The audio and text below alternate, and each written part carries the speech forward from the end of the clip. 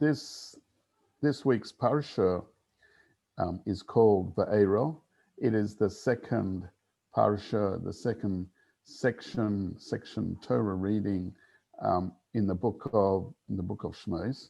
We've had that introduction to this within the story of Shmos. We've had the introduction of all the tribe of Israel that is now burgeoning and becoming a nation within the land of Egypt, to the point where the Egyptians are concerned about them. Our parsha continues with the narrative about the Jewish nation and under the oppression of the Egyptians. And Moses is appointed in last week's parsha to lead the Jewish nation out of Egypt and towards going eventually to the promised land. As part of the promises that Hashem says to Moses, he uses an expression which is then written in the Torah in Exodus, Shmos, chapter 6 and verse 6. And I'm going to share the screen. I'm going to share the screen at the moment, and we'll hopefully see that.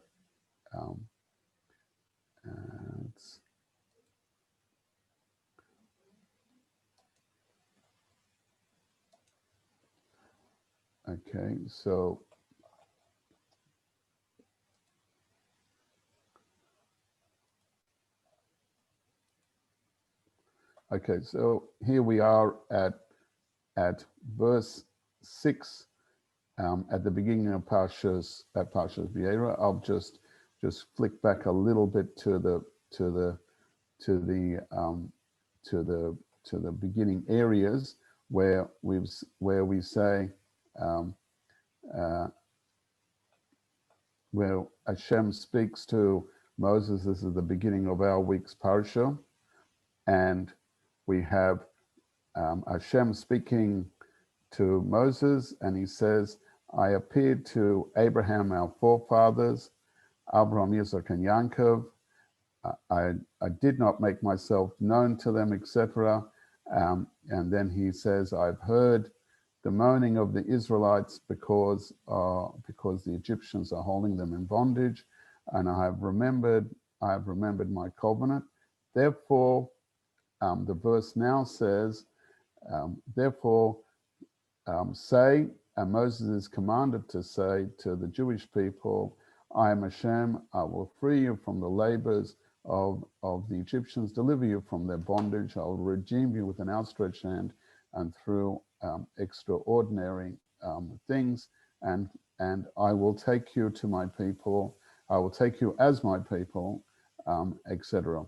Okay, so these verses 6 and 7 are actually part of the promises which we very strongly remunerate and enumerate at the going out of Egypt festival celebrations, meaning the Haggadah. So as we speak and we do things in relationship to the Pesach Haggadah, we remind ourselves of these verses of 6 and 7, and we remind ourselves in a manner of freedom, so that we celebrate the Pesach Seder with, as I'm sure you're familiar with, the different items on the Seder. Within the Seder, specifically, we have the 3 matzahs, which is the idea of moving out of freedom. We also drink 4 cups of wine. Now, the 4 cups of wine, the idea of the 4 cups of wine is derived from these 4 expressions of freedom. Wine is something that tastes good. Wine, which is something which is enjoyable to drink. The body enjoys it. We enjoy it. We get simcha. We get joy when we have a glass of wine. When we sanctify, when we do things of holiness, we do things in a matter of to make us holy. Obviously, not to excess, but we drink wine together with it as part of a liberation, of a feeling of simcha. Wine is a feeling of joy. Okay, so we drink 4 cups of wine in the Haggadah service. So as part of the Seder that we make, there are 4 points within the Seder that we actually specifically drink a cup of wine. We drink the majority of a cup of wine to sanctify and be part of and to retell the Haggadah, the Exodus narrative, as well as participate in the service. And I call it a service because it is, in fact, a service, an activity that we do with ourselves and our family to come closer to God, as much of any other service that we might do in our synagogue and our individual prayers. It's a service that we do, that we're part of, and that we do activity with ourselves and those around us in our family unit to join in and to celebrate the history of the redemption from Egypt. One of the things that our sages tell us is that this celebration of the going out of Egypt is not a one-time affair. It's not a simple one-time affair, but it's in fact a liberating activity that we do, and that every individual has to go through as a liberating factor, as a liberating activity within themselves, even perhaps on a daily basis, not necessarily through the Seder service, but a person goes through this in his own personal way, in a daily way. And that's why a number of mitzvahs that we do, a number of commandments, and in particular, sometimes in our prayer, we talk about the redemption from Egypt. We might have touched on this topic slightly at other times, but just to review it, the idea behind the spiritual service of going out of Egypt, and the reason why I say it's not a one-time affair, is because the idea of the going out of Egypt is the primary source of the Jews at that time, at the narrative, enslavement. But it wasn't just, and it definitely was a strong physical enslavement, but it was also, as a nation, as a people, a spiritual enslavement. The idea of restriction of their physical entities as well as their spiritual entity. So in our sense, that I say that it can be a daily, and certainly the festival of Pesach celebrates what I'm just about to say. The festival of Pesach celebrates, and we call it the festival of freedom. Now, when we talk about freedom, we're obviously talking about it in a physical sense, but we're talking also, and in a deeper and a much more symbolic sense, we talk about a freedom of the spirit. We talk about the freedom of our intellect. We talk about the freedom of our spiritual nature to be able to let go of the shackles of the aspects which constrain us and release our spiritual heart and release our spiritual feelings towards God and to connect to God. So the going out of Egypt in a spiritual sense talks about the release and the capability of coming closer, opening up ourselves for dialogue and opening up ourselves from any constraints, spiritual constraints, connecting to godliness and connecting to God further.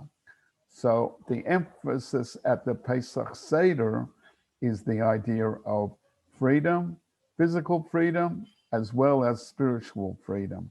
And therefore, there is a big emphasis within understanding the Torah in its Hasidic dimension, the idea of spiritual freedom and of our journey closer to God. And that's represented by the 4 words which I'd emphasized before. The idea of freeing you from the labors, delivering, redeeming, and then eventually taking you. That's the classical idea of the Seder, the classical idea of redemption and as expressed in the Haggadah. Now, if I'm sure you've been part of a Seder, you might say to me, wait on, what about perhaps I've missed something out. Have I not mentioned another time when we pour a glass of wine? So the answer is yes, indeed.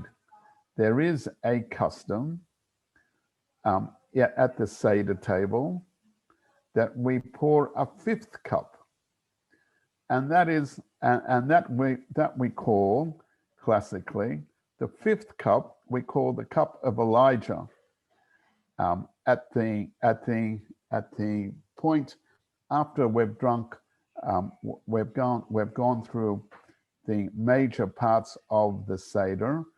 The first cup, the Kiddush, the narration of the story, the drinking of the 2nd cup, the eating of the meal, and then the 3rd cup. Then we do our preparation for pouring the cup of wine for Eliyahu, for Elijah the prophet, who, as we say in our tradition, is the forebearer of the news of the eternal salvation of Mashiach, of King Messiah, who will take us out and bring us to the spiritual, to the times of Mashiach and to the spiritual realms of being connected to Hashem in a totality without the constraints of the physical, without the constraints of physical labor and other issues that we're thinking, but we'll be able to entirely spend our times in the appreciation of God in a body, but in a much more a spiritual sense. So where is that mentioned? Now, I've gone through 4 of these, but in fact, there's a 5th mention. And that 5th mention many times is associated with this cup of Elijah. Remembering we don't drink the cup of Elijah, right? We pour it out, then we say a passage. Then we say a passage of the Haggadah. Then we in the Haggadah service, we normally all get up from our table, go to the front door, say the passage with a candle, representing the idea of opening up our doors to Hashem and our prayers to Hashem, opening up our doors so that the flow of godliness can come into ourselves, but flowing on to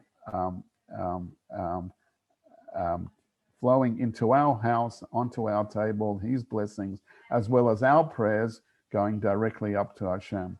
And so we open up the door, and part of that representation of opening up the door is that all the doors which have been blocking at this moment come and become opened up for us.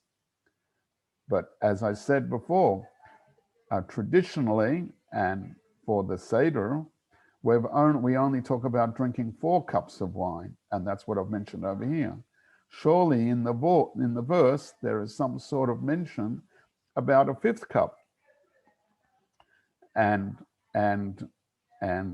because of that, we search, and as it says, the one who searches finds, and our rabbis teach us that in fact there's a veiled hint to a 5th level of redemption, and that's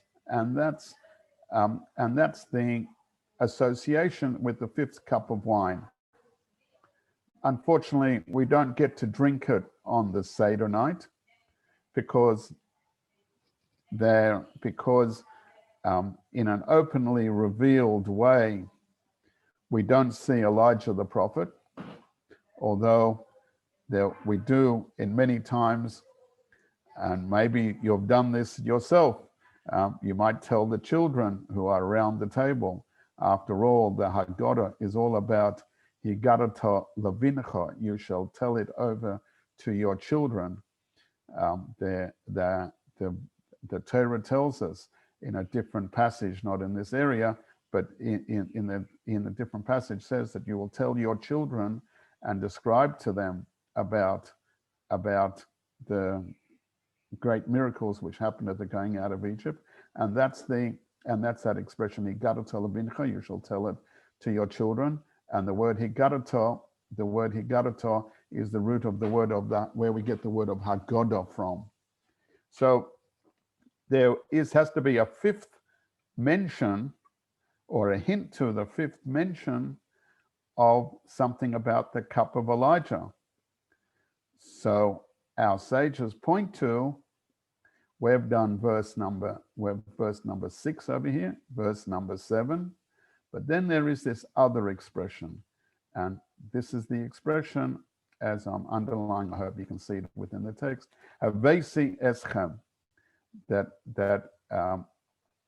we say that Hashem will bring, Havesi eschem, that I will bring you to the land. Now that bringing of the land, Havesi, represents this idea of the cup of Elijah, and on this cup we say the blessing. So we tell the children at the Seder with a little bit of tongue in cheek, after we've gone this passage, you've all drunk your cups of wine. Let's see where Elijah has drunk his cups of wine. But we don't always see it, although we can tell the children about it. So, V'hevesi eschem, I will bring you to the land which I swore to give to Abraham, so Isaac and Jacob, and I'll give it to you for a possession, Ani Hashem.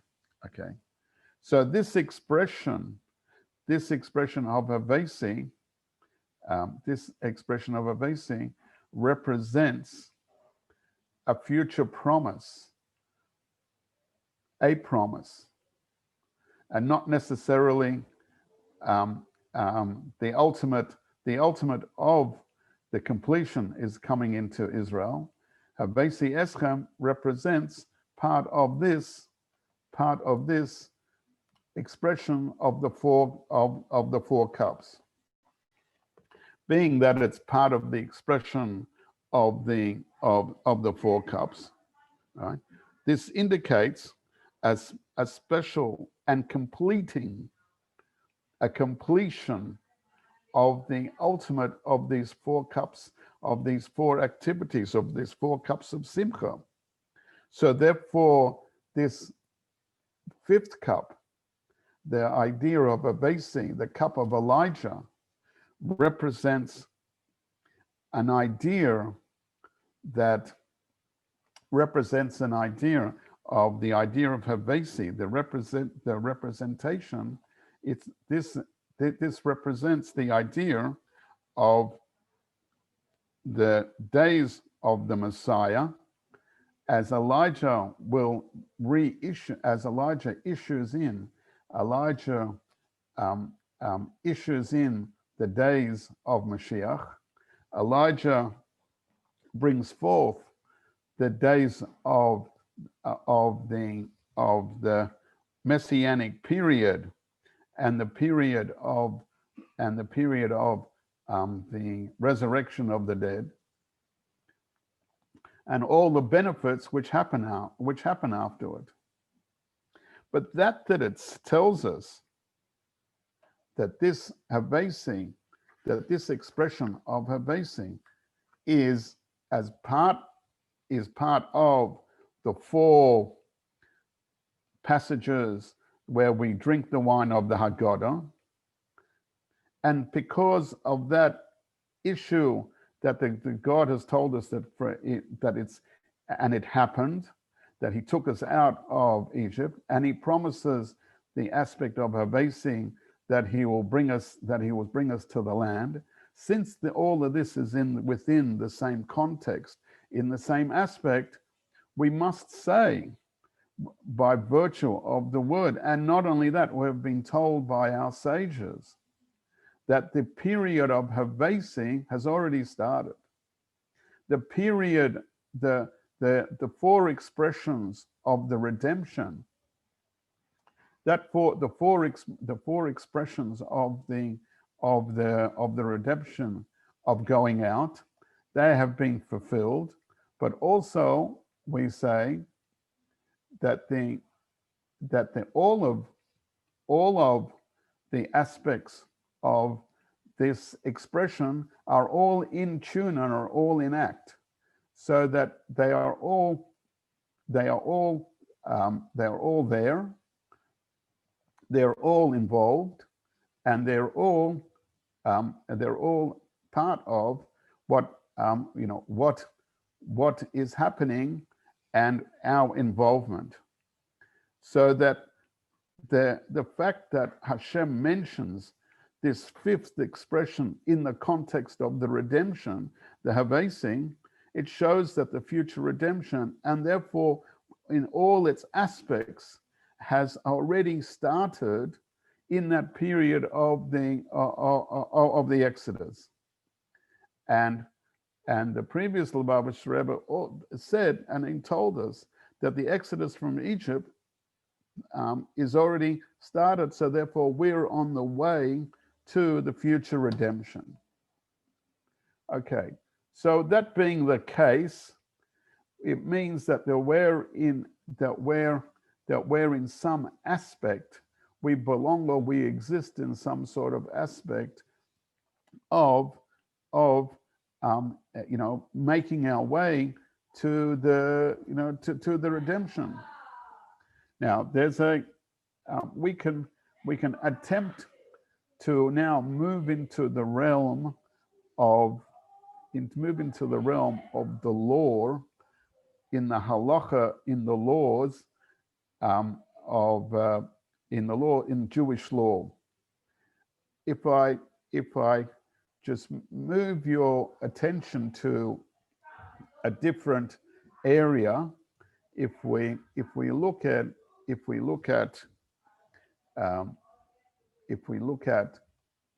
thing, and I'm just going to go to a specific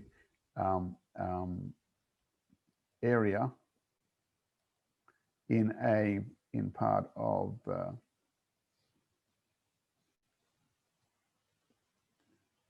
in the rules which relate to physical torts and damages.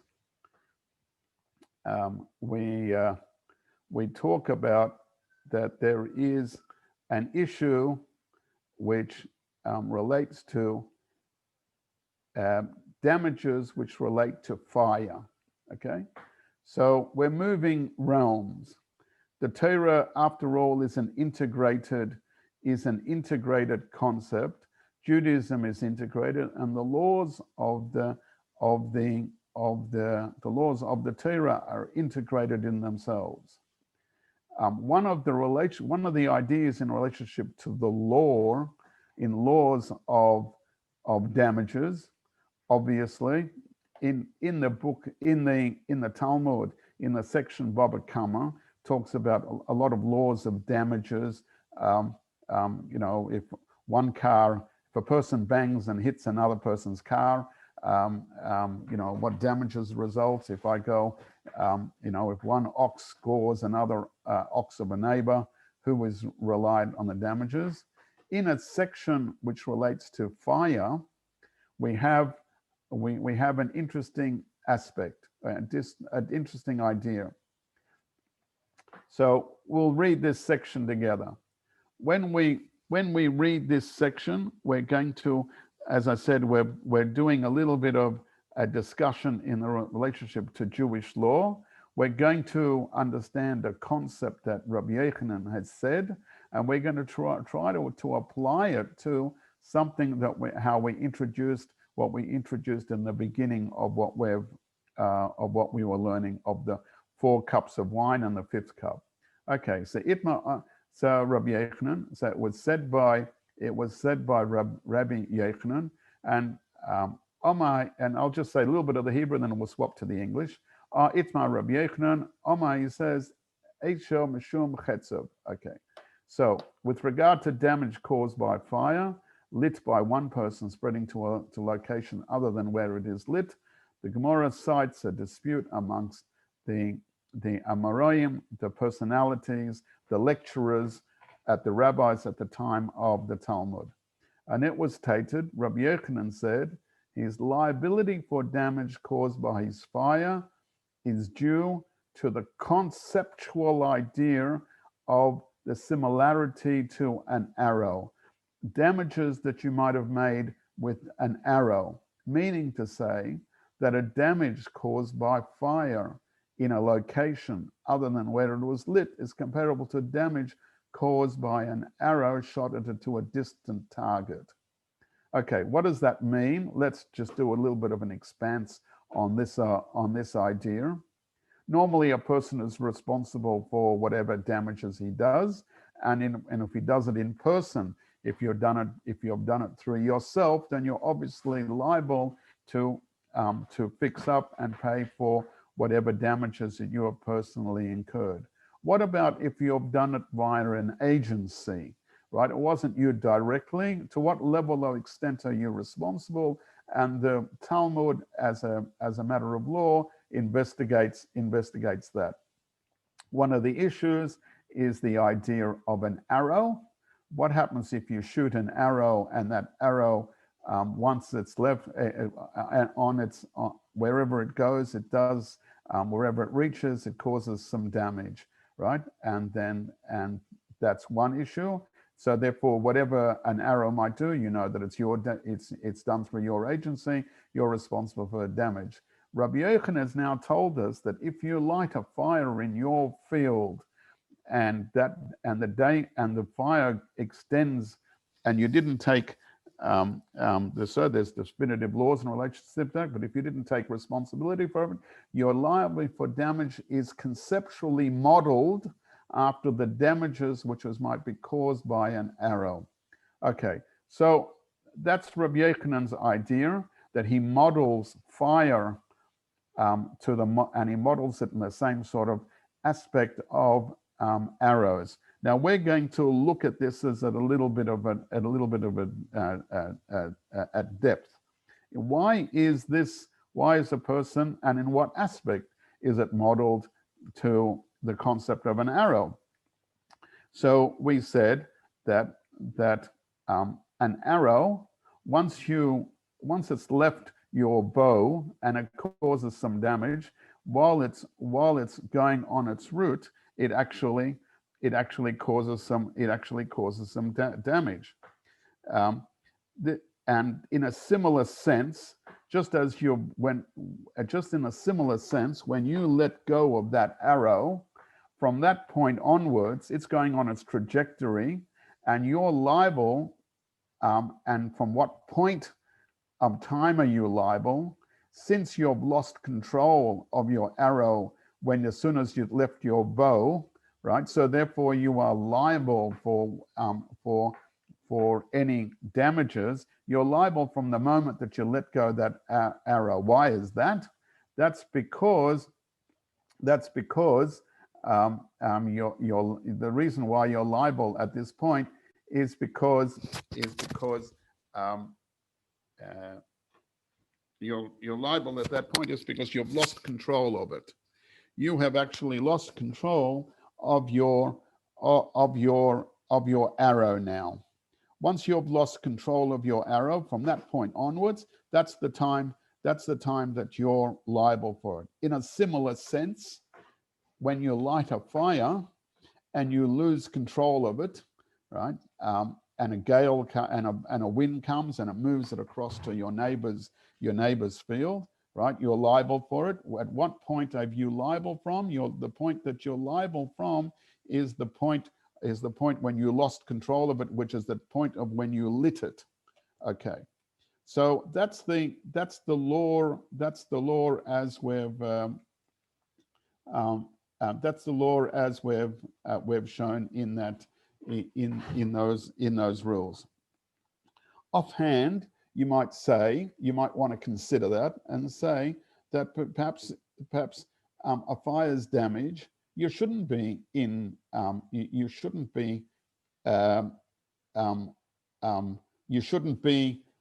liable, because after all, you're not necessarily responsible. You didn't know that a gust of wind would come at this, 2 seconds later, right? You didn't know that a gust of wind might come and carry a spark from your little fire over to your neighbors, right?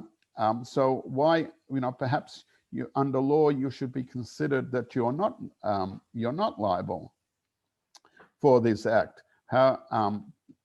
And since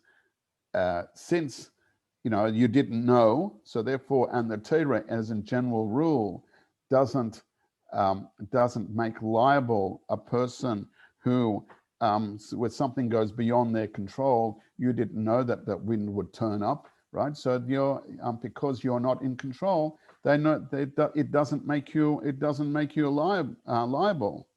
So the authorities, the legal authorities, consider this point, and they say that it's true. In fact, you didn't know that a gale, a wind might come and take a fire, a spark across to the neighbors, to the neighbors' land to burn it. However, at the point when you lit the fire, and at that point you did it in a full conscious thing. So therefore, what we say is the law is that since it was a voluntary act that you could do, any damage follows as a consequence of that voluntary act is then considered implied, just like the idea of that arrow, that as soon as you let go of that arrow, right, you become liable for anything which comes afterwards. The same way as that fire, anything comes afterwards, you're liable.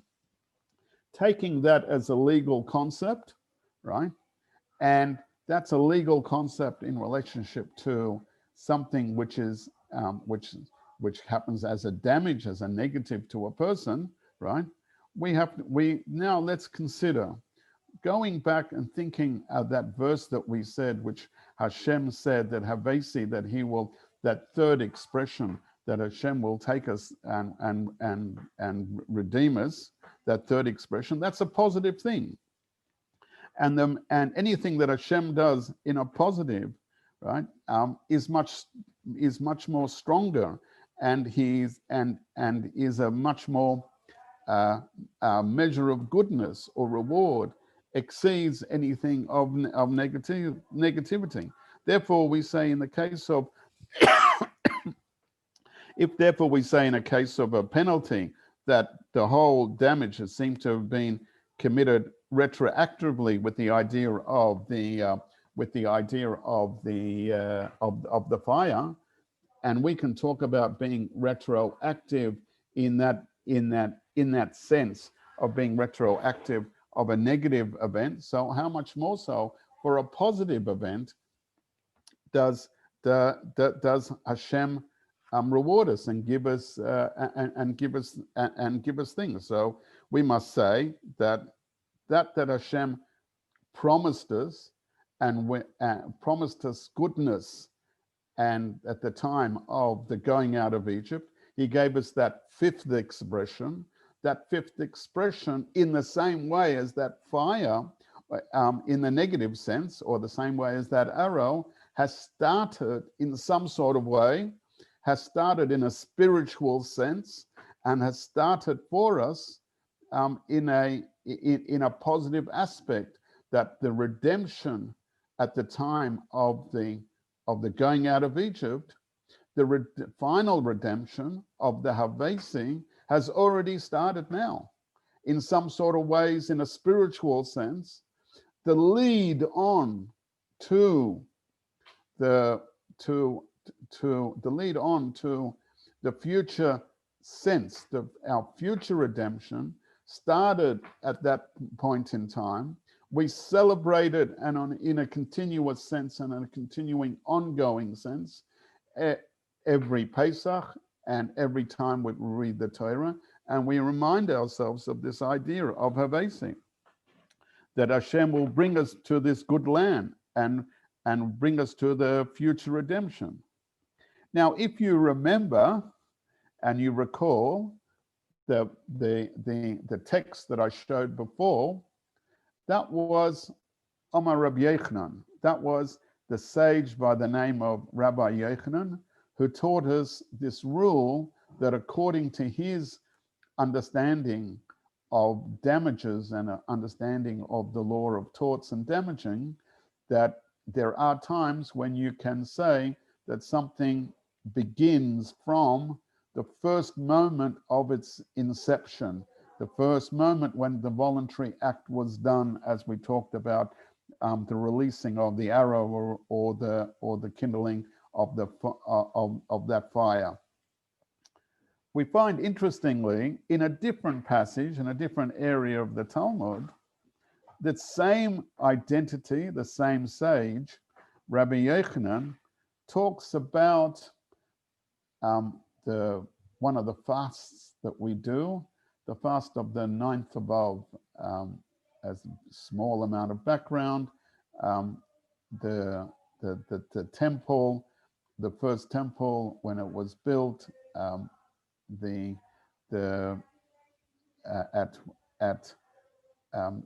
fact, okay, so in fact, when the Jews weren't doing everything in the way that it did, in the way that they should have, Hashem brought prophecies and warned the Jews about the impending danger of it, and that eventually, unfortunately, our enemies came and took over the land, and they burnt the Beis Hamikdash down.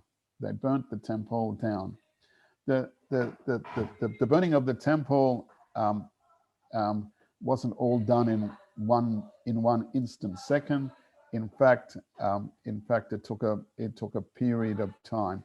That period of time that it took, the period of time that it took was extended a little bit. So we mourn the loss of the temple on the day called the 9th of Av, right? So the 9th day of the month of Av is when we've established a fast day as a commemoration of the destruction of the temple. If you're not exactly familiar with it, I've given you some of the dates. Now, going back to our thoughts, this same Rabbi Yochanan makes a comment in the Talmud which talks about the fast days, and he makes a comment about the fast of Av, and he says, if I had control, I would have established the fast day on not the 9th of Av, but on the 10th of Av. And he gives a reason. The reason that he says is that, the reason that he supports, he says, is because in fact, on the day of the 9th of Av, the temple was still standing. it was only started the fire, the destruction, but on the 10th day above, the 10th day above was the majority of the destruction, and that it was majority done on the 10th of Ab, and therefore, if it was within my capabilities, I would change the fast date from the 9th to the 10th. That's his expression. Our wise sages have pointed up on this expression and said, wait a second, Rabbi Yochanan, you seem to have a divergent opinion. In our topic, when we talked about the fire, when we talked about the concept of the arrow and the fire, you said when there's a fire involved, and in the Beis Hamikdash there was a fire, when you say when there's a fire involved, you start accounting the time from its inception, from the time when the person lit the fire. Now, when it comes to the destruction of the temple, you're saying that you want to count the point of damages.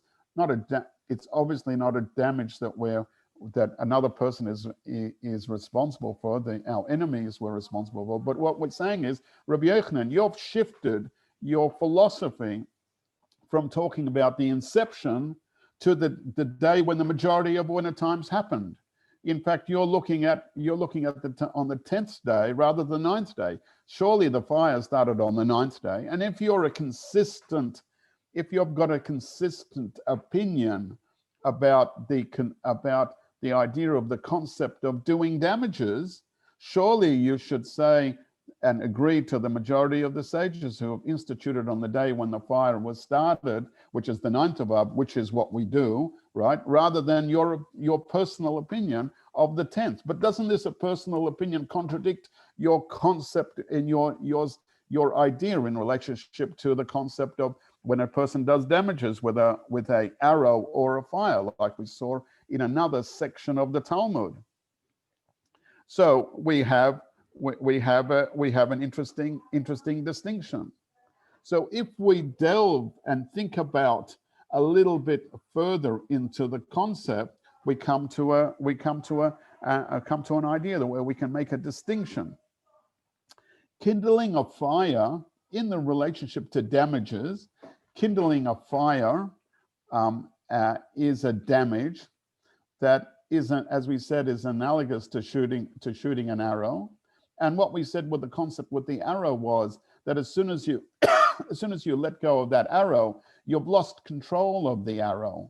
Similarly to the fire, as soon as you've done the fire, you've lost control of the fire. Therefore, the individual who lights a fire, at the point of when he did have control, he did it voluntarily. So therefore, he's required and he's liable for damages. However, in the conceptual concept of the fire raging in the temple, that fire in the temple, although it was done through an agency of our enemies, was all told to us by God, because God was the one who initiated them as a punishment for the Jewish nation. So therefore, we have to say that, and we do say that God is always in control. God is not like the fire or the arrow. The fire which was started on the temple. It's not like the fire of an individual or the arrow of an individual which has lost control. Hashem, in his mercy, could have rescinded the fire at any point in time. So therefore, Rabbi Yochanan says, my two ideas are actually consistent. One is the idea in which relationship to man. In relationship to man, when he loses control, he has no control. But in relationship to God, God always is in control. So therefore, my two scenarios are different. Therefore, they're not parallel. Like Shem could always change his mind. So from that point of view, we say, no, Rabbi Yochanan is not inconsistent. Rabbi Yochanan has stayed consistent. But on the other hand, our sages say, we can further see this, investigate this idea.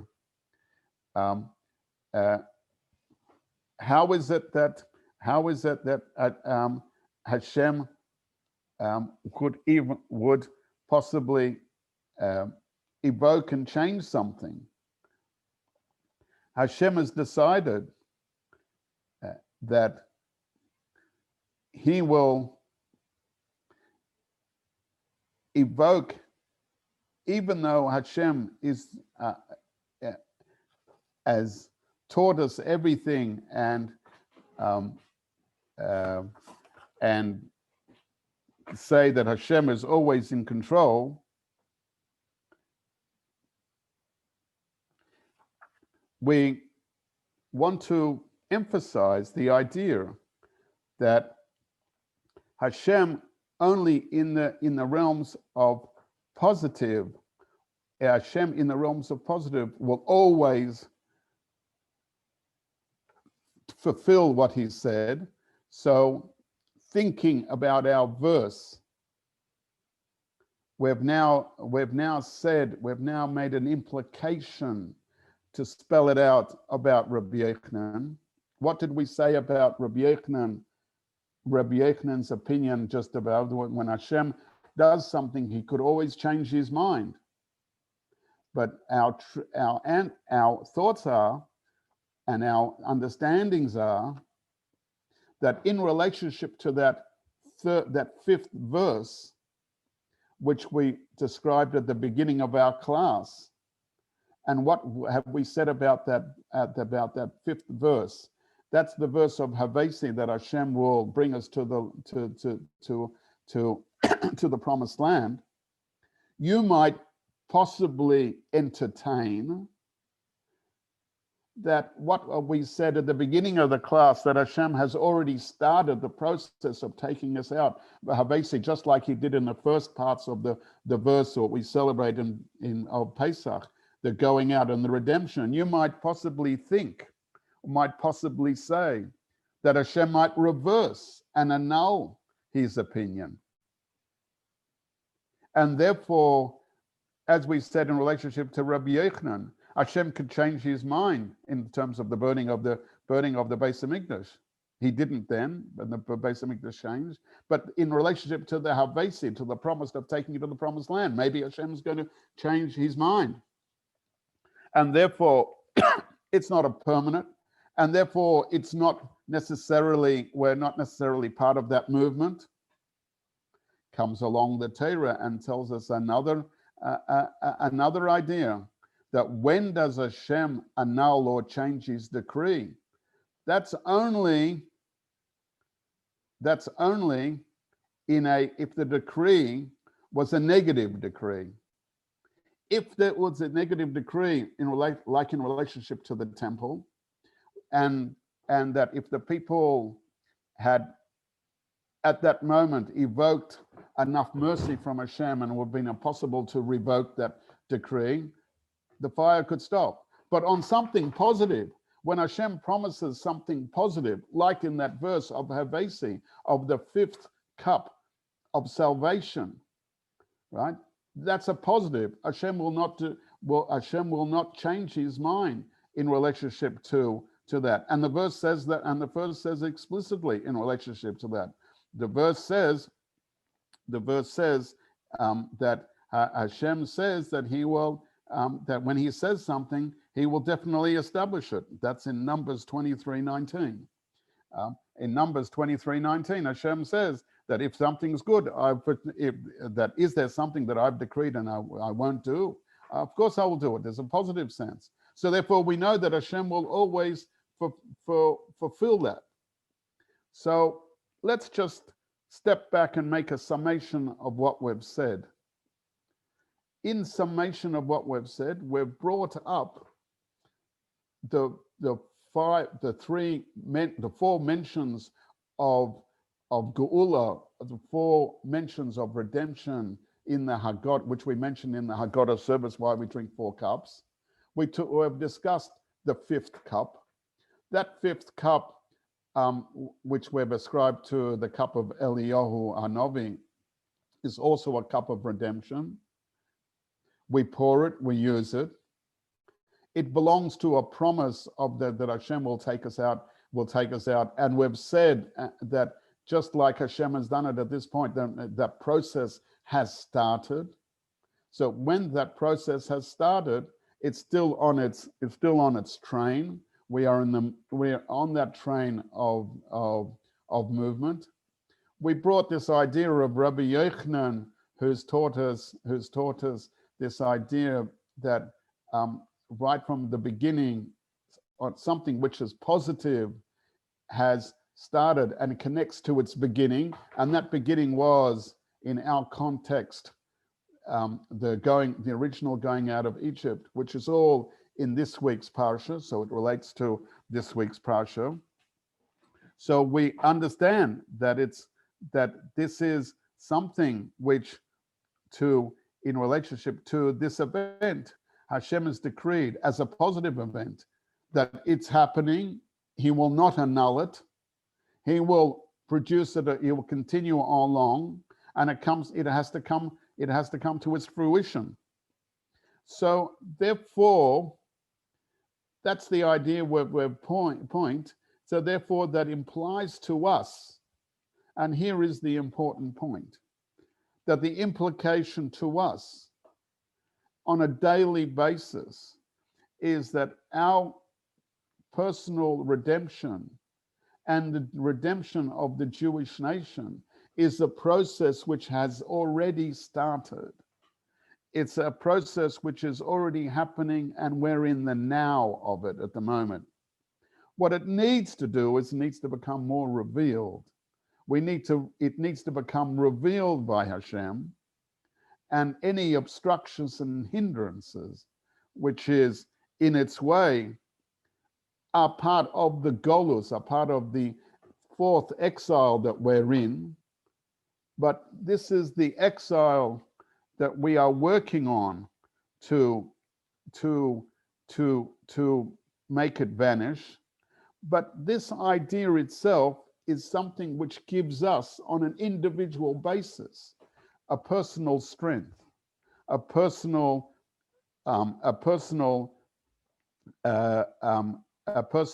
internal strength to our own personal service on a day-to-day basis, that we can arouse for ourselves and understand that the redemption that will fully be revealed in the future has started, and each one of us can involve ourselves and elevate ourselves, and to come to the level where these concealments are not existent. It's in totality, it will come from Hashem when the Jewish King Messiah will reveal himself. But that process has started. It's just a matter of the concealment and obstructions which are involved in ourselves are presently around. But when they will get rubbed out, when they will become non-existent, they will be absolved and absorbed into the world.